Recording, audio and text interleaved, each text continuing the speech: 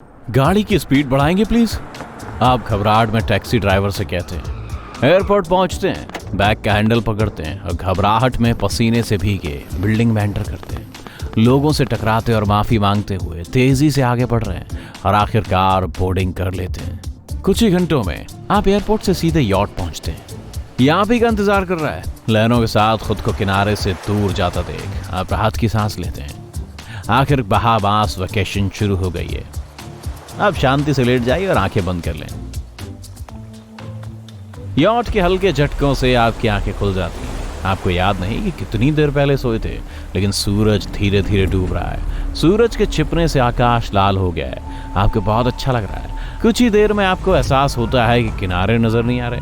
आप छत पर इधर उधर दौड़ते हैं। जहां तक नजरें जाती हैं हर जगह बस समुद्र ही समुद्र। खुद को यकीन दिलाते हैं कि आपको नेविगेशन बहुत अच्छे से पता है। आप पुल की तरफ भागते हैं, कंपास उठाते हैं, देखते हैं कि सुइयां तो खुद ही कंफ्यूज है। बहामास, अटलांटिक सागर, कंपास। एक मिनट, हे भगवान!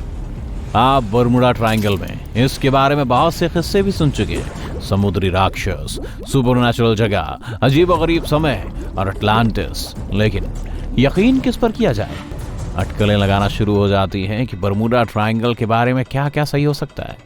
आपके फोन पर कंपास, जीपीएस और इंटरनेट काम करना बंद कर देते हैं। कोई भी इलेक्ट्रॉनिक डिवाइस काम नहीं कर रहा। आप यहां से निकलने के लिए यॉट को स्टार्ट नहीं कर पा रहे। बरमुडा ट्रायंगल में ऐसा भी होता है क्या? शिपिंग के सबसे फेवरेट रूट में से एक रास्ता बरमुडा ट्रायंगल से होकर गुजरता है। हर साल यहाँ से कई जहाज यात्रा करते हैं और 19वीं सदी के बाद से सिर्फ 50 ही गायब हुए हैं। धरती पर और भी कई जगहें ऐसी हैं जहां से कई जहाज गायब हो चुके हैं। और अगर बरमुडा में वाकई नेविगेशन की समस्या होती तो जहाज यहां से कभी गुजरते ही नहीं। पहले बरमुडा ट्रायंगल में कंपास ठीक से काम नहीं करता था, क्योंकि यहाँ दो ध्रुवों यानी पोल की लाइनें या आपस में मिलती थी, ट्रू नॉर्थ और मैग्नेटिक नॉर्थ। अगर हम इन दोनों लाइनों के बीच पहुंच जाते हैं तो कंपास अजीब तरीके से काम करेगा। लेकिन मैग्नेटिक नॉर्थ लगातार बदल रहा है और अब ये ट्रायंगल से बहुत दूर हो चुका है। आपका नेविगेशन ठीक है और इलेक्ट्रॉनिक डिवाइसें भी ठीक है, लेकिन आप इंजन बंद करना भूल गए थे, इसीलिए ईंधन खत्म हो चुका है। आप बचाव दल को कॉल करते हैं और वे जल्दी आप तक पहुंचने का वादा करते हैं। अब आपको समुद्र की गहराई से हल्की हल्की सी आवाजें सुनाई दे रही हैं। आकाश में धुंधलापन सा छाया है। अचानक पानी से कुछ तेज चमक सी निकलती दिखाई देती है। फिर कुछ फीट दूर नारंगी रोशनी की एक बड़ी सी किरण पानी से बाहर आकर फटती है, ऊपर की ओर जाती है। अब एक किरण यॉट के दूसरी ओर से निकलती है। आकाश में तारे नहीं, बादल छाए। लग रहा है जैसे बड़े से ब्लास्टर से प्लाज्मा कॉलम बरसा दिए गए हों। यॉट को चारों ओर से रोशनी घेर लेती है। ये रोशनी धीरे धीरे तेज होती जा रही है। इसकी एनर्जी के कण यॉट को दो टुकड़ों में बांट देते हैं। आप लाइफ जैकेट पहनते हैं और चिल्लाते हुए पानी में कूद जाते हैं। आपके ठीक नीचे तेज रोशनी निकलती है और ये एक परियों की कहानी थी। बरमुडा से जुड़ी सभी फेमस थ्योरीज में से एक ये है कि ट्रायंगल की इस जगह पर कभी अटलांटिस का पुराना शहर हुआ करता था। जो लोग यहाँ रहा करते थे उनके पास इतनी एडवांस टेक्नोलॉजी थी जो आज के दौर से भी बेहतर है, और इन टेक्नोलॉजी में एनर्जी क्रिस्टल सबसे बेहतरीन थी। उन्होंने एनर्जी जनरेट की और इस पूरे अटलांटिस पर डिस्ट्रीब्यूट कर दिया। शहर तो पानी में समा गया, लेकिन क्रिस्टल ने अपना काम जारी रखा। यह अब भी समुद्र तल से एनर्जी की किरणें निकालते हैं। यह कहानी 20वीं सदी के बीच के किसी समय में सामने आई। बरमुडा ट्रायंगल को लेकर बाकी सभी कहानियां इसके बाद ही आनी शुरू हुई। आप कैबिन में बैठ जाते हैं और बचाव दल का इंतजार करने लगते हैं। शिप हिल रहा है, तूफान भी उठ रहा है। तूफान कितना खतरनाक है यही देखने के लिए आप खिड़की से बाहर झांकते हैं, लेकिन कुछ देख नहीं पाते। कोई काली और चिपचिपी सी चीज शिप की खिड़की से चिपक गई है। ये चल रही है। ये तो किसी जानवर की टांगें लग रही हैं। अरे ये शिप पर चारों ओर चिपक गया है। तभी शिप के तख्तों से दरारों की आवाजें सुनाई देती हैं। ये टूट कर गिर जाते हैं। तेज तूफान शुरू हो गया है। पानी की लहरें ऊंची हो गई हैं। इसने तो अपनी शाखाओं में शिप को पूरी तरह जकड़ लिया है और नीचे खींच रहा है। आप डर से बाहर ही नहीं जाते।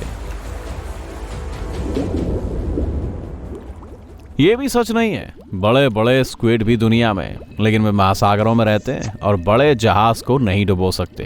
इस बात का कोई सबूत नहीं है कि क्रेकन या इसी तरह के दूसरे राक्षस बरमुडा ट्रायंगल की गहराइयों में रहते हैं। बहुत दूर आपको एक जहाज दिखाई देता है। शुक्र है बचाव दल। आप डेक पर बैठते हैं, सोडा लेते हैं और शांति से इंतजार करने लगते हैं। अजीब बात है कि जहाज इतना धीमा क्यों है। ध्यान से देखने पर पता चलता है कि ये तो लकड़ी की नाव है जिस पर काले पाल लगे हैं। तेज चिल्लाने की आवाज आ रही है। ओह नो, ये तो समुद्री डाकू हैं। आंखों पर पैच, कृपाण और तोते के साथ नजदीक आते हैं और शिप पर रस्सियां फेंकते हैं। पिछली शताब्दियों में बर्मुडा ट्रायंगल में समुद्री डाकुओं का जिक्र नहीं किया गया है, या फिर फ्लाइंग डचमैन ने भी जहाजों को गायब नहीं किया है। एक फेमस थ्योरी ये है कि बर्मुडा ट्रायंगल में एरोप्लेन किसी टाइम पोर्टल से पास्ट या फ्यूचर में चले जाते हैं। शुक्र है ये सभी मनगढ़ंत बातें हैं और आप अभी तक सही सलामत बैठे हैं और बचाव दल का इंतजार कर रहे हैं। हालांकि तूफान जरूर आ जाता है। बड़ी बड़ी लहरें शिप को झटके दे रही हैं। आपको लगने लगता है कि बचाव दल इस मौसम में आपके पास नहीं पहुंच पाएगा और अब सुबह तक इंतजार ही करना पड़ेगा। आप लाइफ जैकेट पहनकर स्टीयरिंग व्हील को कसकर पकड़ लेते हैं। तूफान तो ज्यादा तेज नहीं है, लेकिन शिप के एक साइड बड़ी सी लहर दिखाई देती है। लगभग 10 मंजिला इमारत के साइज की है। लहर बहुत तेज स्पीड से सामने आती है और आपके शिप को पलट देती है। टक्कर इतनी तेज थी कि शिप 2 पलटे खाकर फिर से सीधा हो जाता है। लहर जितनी तेजी से आती है उतनी तेजी से गायब भी हो जाती है। 1 सेकंड बाद बादलों से एक तेज रोशनी चमकती है। ये सूरज नहीं बल्कि एक चमकती हुई स्पेसशिप है। डिस्क आपके शिप की तरफ आती है और ग्रेविटी को बदल देती है। शिप धीरे धीरे हवा में उड़ रहा है। एक जोर का शोर आपके कान के पर्दे से टकराता है। चमकती हुई डिस्क खुलती है और आप खुद को एक अंधेरी जगह में पाते हैं। ये भी काल्पनिक कहानी है। दूसरी गैलेक्सी से बर्मुडा आकर एलियंस लोगों को किडनैप नहीं करते। आप तूफान के बीच शिप पर वापस आ जाते हैं। वैसे वो बड़ी सी लहर असली थी। इसे ही ज्वार भाटा कहते हैं। ये सिर्फ तूफानों में ही नहीं बल्कि पूरी दुनिया में कभी भी देखी जा सकती है। शांत समुद्र के बीच किसी भी समय भयानक लहर उठ सकती है। साइंटिस्ट अभी तक इस प्राकृतिक घटना की सही वजह नहीं जान पाए हैं। बहुत से लोग मानते हैं कि जब तेज तरंगे आपस में टकराती हैं तो एनर्जी को ट्रांसफर कर देती हैं और फिर जब ये इस एनर्जी को बाहर फेंकती हैं तो बड़ी लहर बन जाती है। इसके तुरंत बाद जैसे एनर्जी खत्म होती है लहर भी गायब हो जाती है। पर इस बात का सबूत नहीं है कि ये तरंगे या लहरें ट्रायंगल में भी उठती हैं। हालांकि बर्मुडा एरिया में लगातार आंधी तूफान आना बहुत आम बात है। ऐसे में ऊंची लहर तो आसानी से उठ ही सकती है। तूफान थम रहा है।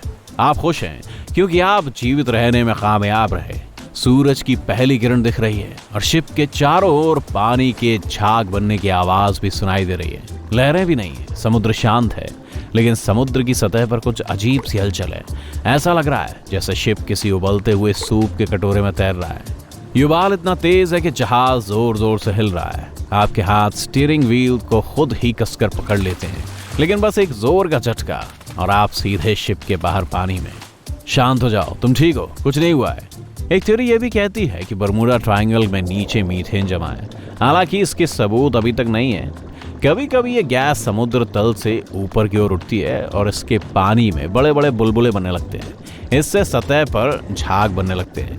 यहाँ ऐसी घटनाएं घटती तो हैं, लेकिन बहुत सी स्टडीज में बर्मुडा ट्रायंगल में मीथेन ना होने की बात सामने आई है।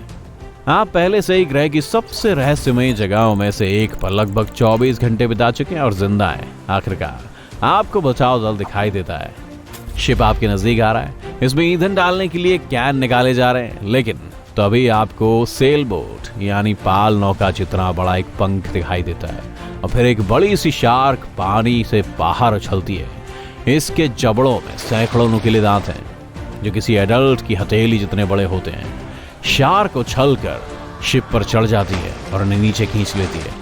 रिलैक्स, ये भी सच नहीं है, मजाक कर रहा हूँ। दरअसल ऐसा भी कोई मिथ नहीं है कि बर्मुडा ट्रायंगल में मेगालोडन तैर रही है।